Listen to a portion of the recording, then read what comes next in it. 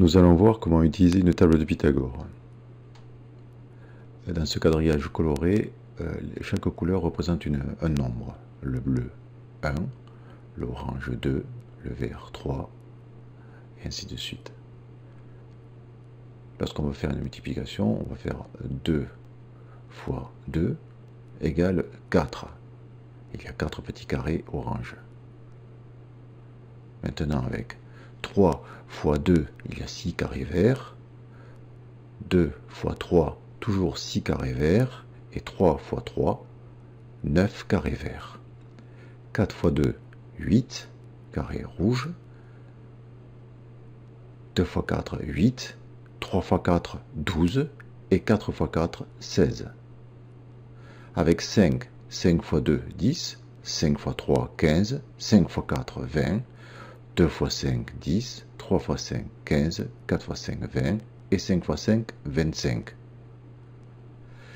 Ces carrés, 4, 9, 16, 25, s'appellent des carrés. Ils représentent les résultats des nombres multipliés par eux-mêmes. 2 fois 2, 4, 3 fois 3, 9, 4 fois 4, 16, et ainsi de suite. Voici une nouvelle table de Pythagore qui va de 1 à 10, et chaque carré est représenté par son nombre.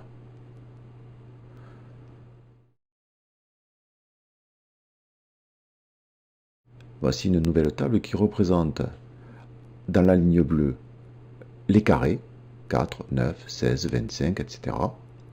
Et on voit qu'elle est répartie en jaune et en gris.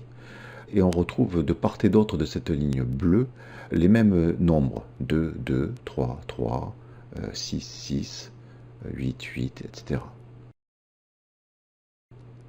Une fois 1 égale 1.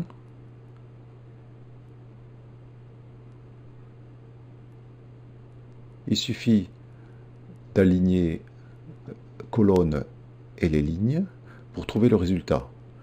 Colonne 2, ligne 2, on obtient 4.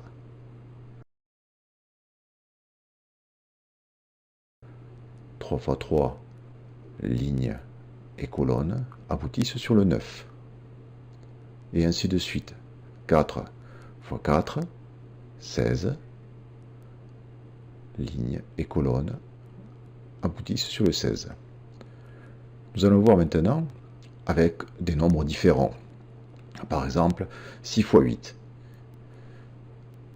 La ligne ou la colonne du 6 aboutissent sur le 48.